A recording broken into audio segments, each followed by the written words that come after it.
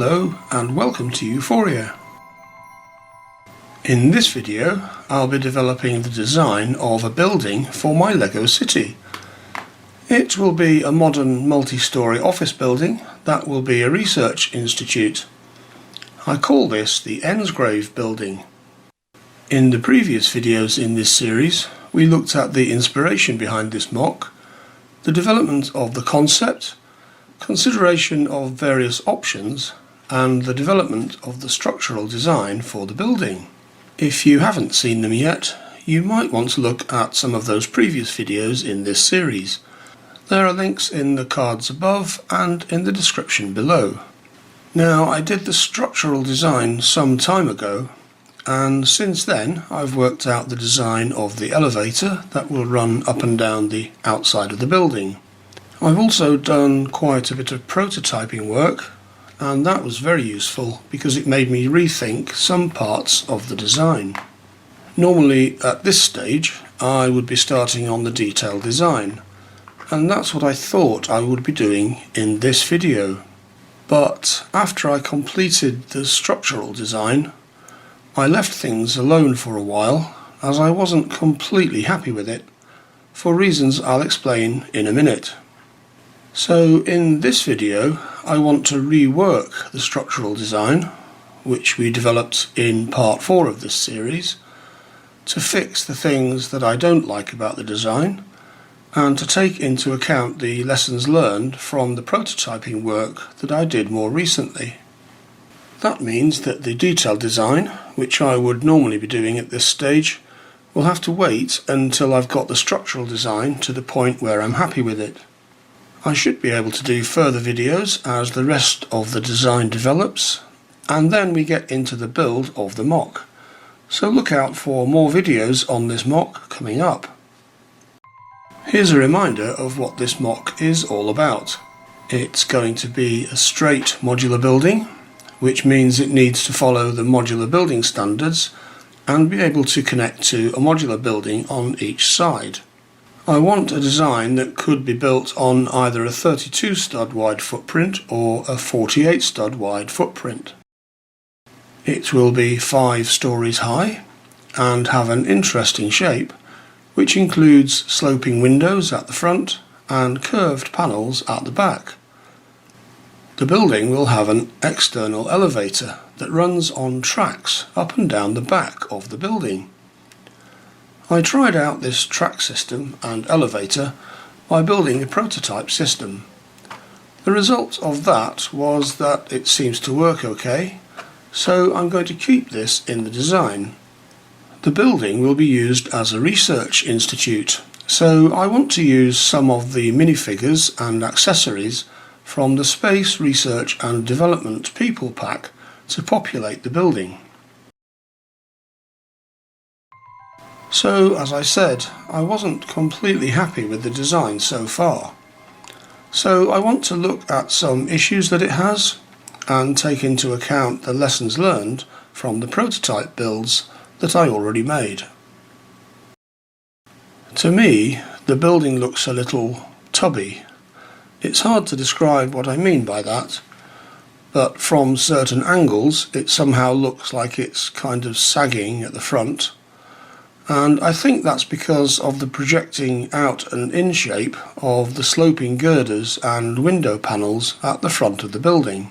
So I want to make it appear stronger and straighter by changing something without losing the interesting shape.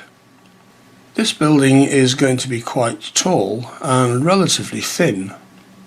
That's largely because of the heights of each floor and the need to fit within the constraints of a modular building. Perhaps if I was starting again I might change some of those constraints. In my current design there are 5 floors and each floor is 13 1/3 bricks tall. That's actually very high considering that the floors on most buildings are about 9, 10 or 11 bricks high. That makes the building over 70 centimetres tall, which is pretty high for a modular building. By comparison, the Daily Bugle is 82 centimetres high, but that includes a huge sign and antenna on the top, and I reckon that the building itself is only about 55 centimetres high. So although I still want this to be a substantial build, I would like to find a way to reduce the height of the building. The design I have at the moment for the sloping window panels uses a lot of small window frames and glass elements. It turns out that these are quite hard to get hold of. They're not a current part in this light bluish grey colour, and so the frames are expensive and the glass for them is also expensive, so I'd like to review that. So I'd like to review the use of these small window frames. I don't like the way I've designed the sides of the building. They need a lot of plates due to the need to make slopes in the side walls fit with the sloping girders. And it might be difficult to see, but there are inconsistencies in the construction and in the sizes of the sides between the floors that I don't really like. I also don't like where I've put the entrance, which is at one side. I want an entrance with double doors, but placed more centrally in the façade so it looks more prominent in the building. Altogether, I'm just not happy with how the design looks, and I don't feel that a building would actually be built like that. So I didn't want to proceed with a design that I'm not happy with.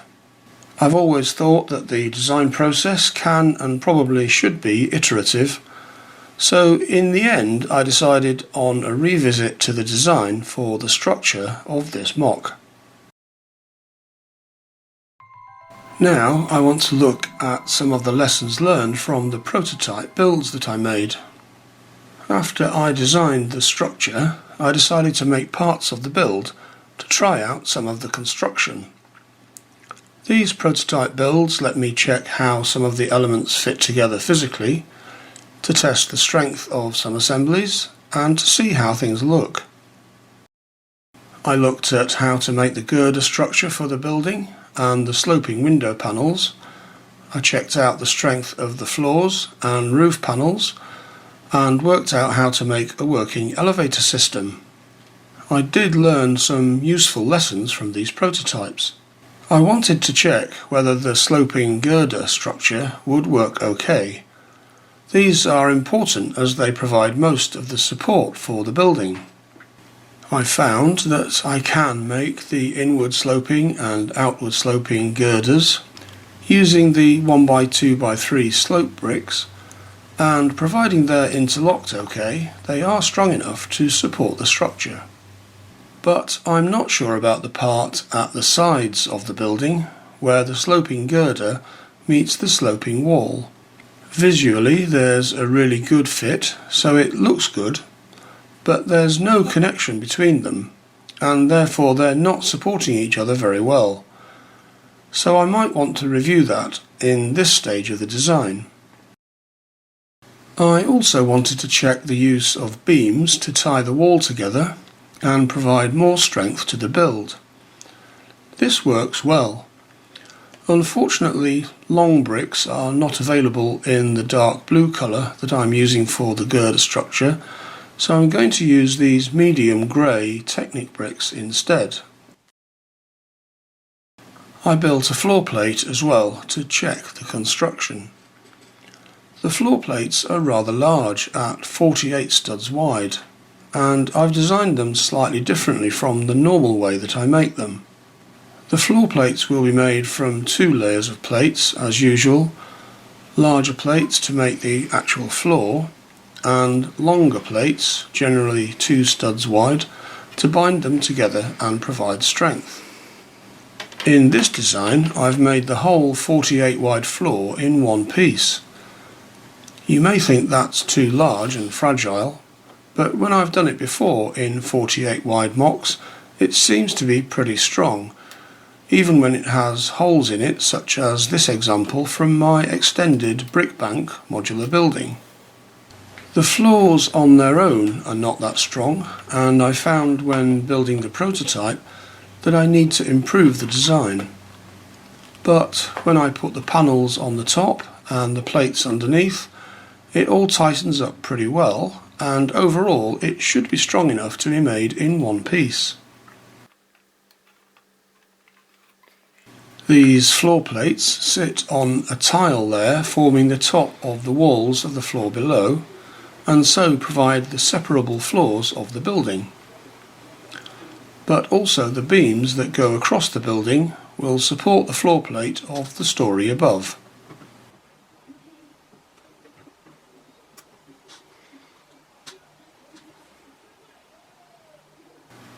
I checked that the sloping window panels work okay, both in the outward sloping structure and the inward sloping one.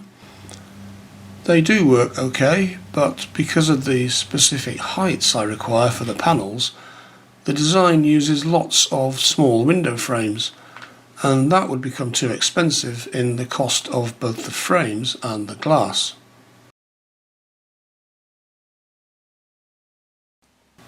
I also tried building the external elevator system.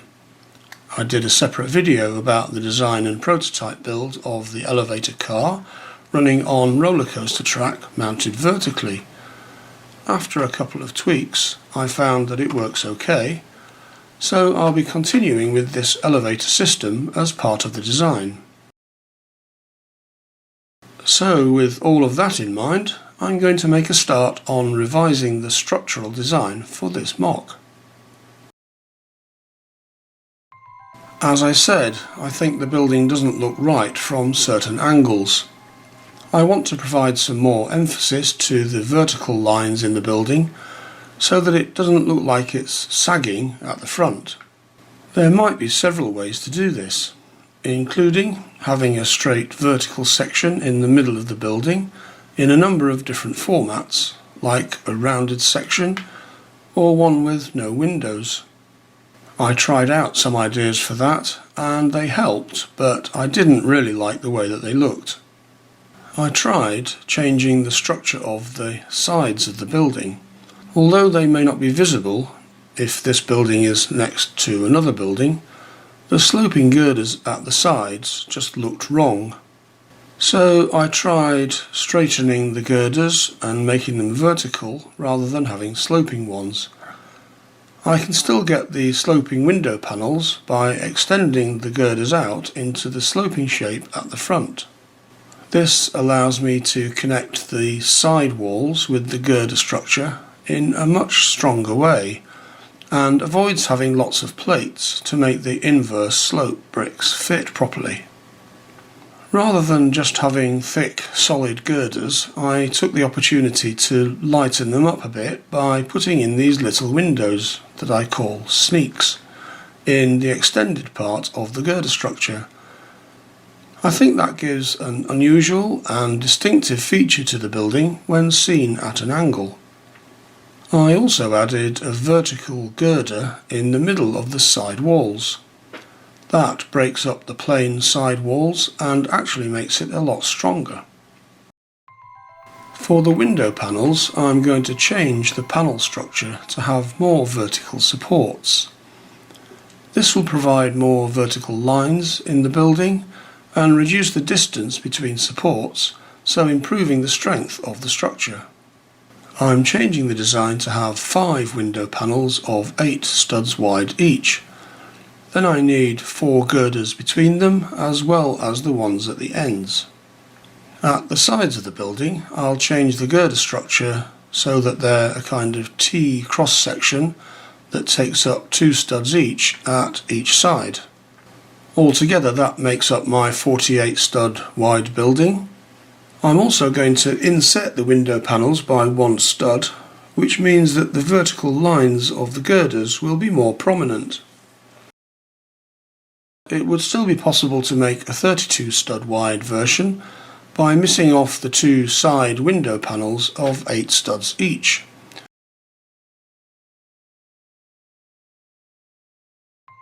In my current design there are 5 floors, and each floor is 13 1/3 bricks tall. That's actually very high, considering that the floors on most buildings are about 9, 10 or 11 bricks high. So although I still want this to be a substantial build, I would like to find a way to reduce the height of the building.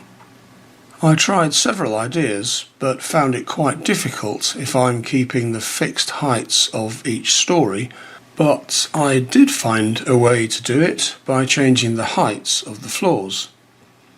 If I have 2 floors, each 10 bricks high, that's a total of 20 bricks high. 20 bricks high is equivalent to a length of 24 studs, which is 1.5 roller coaster tracks. I can do that by combining 1 short track piece and 1 long track piece, or just use 3 short track pieces. That way, 2 stories of the building fit with 3 short track sections for the elevator track. If I need to separate the 2 floors, then I can just pop off 1 section of the track to separate them. The 4 upper stories of the building are then 40 bricks high. I'm going to keep the ground floor with higher ceilings, as happens in many real buildings. So that change in design reduces the height of each story to a more sensible 10 bricks, and reduces the overall height of the building to about 55 bricks, plus whatever goes on the roof. When I was considering the different window sizes, I discovered these curved panel pieces. Fortunately, they are available in transparent light blue to match the other windows that I'm using in the building. I tried them out in parts of the design, and I quite liked the modern look it gave to the façade. So I redesigned the façade to have curved window panels at the top instead of the inward sloping panels that I had in the original design. It's a big change to the look of the building, and takes it away from the original concept, which was based on the sloping windows of the Avengers Tower set 76166. But I'm quite excited with this new look, and I want to see how it works out. On the ground floor, I'll keep the outward sloping window panels in the central section, where I can use the full window panels. The new structure also means that I can put double entrance doors centrally in the façade of the building. Altogether, I think that makes an impressive portal for the building, which makes it clear where the entrance is. So now we've got a rather different structural design for this MOC. Although it's diverged almost completely from the origins of the design, I'm much happier with this design as it has now developed, and quite excited to see it through to completion. In this stage of the design, I've incorporated the lessons from the prototyping exercise. I've changed the design of the structure and the look of the façade. I've also changed the height of the building whilst keeping the 5-story structure and the working elevator system at the back of the building. So in this revisit to the structural design, we've revised the basic shape of the MOC, adjusted its size, worked on the separate sections that will be constructed as the 5 stories of the building. We've also considered how the design provides support for the floors and the roof, whether it has enough strength, and ensured it will still conform to the modular building standards. But there are still quite a few things to decide as we develop the detailed design of this MOC. I really need to decide how to lay out the interiors, what to use the different levels for, and what to put inside. I'm thinking there should be different types of labs, office spaces, a computer room, meeting rooms, maybe a media centre, and so on. So if you have any ideas about what should be inside this research and development facility, please let me know in the comments. I'll also need to look at the exact construction details, including brick colours and sizes, so I can get on with procurement. So look out for the next video in this series, in which I will look at the next stage of the design for this MOC. Thanks for watching, Please let me know what you think in the comments below. And subscribe to this channel if you want to see more videos about LEGO modular buildings and my LEGO city.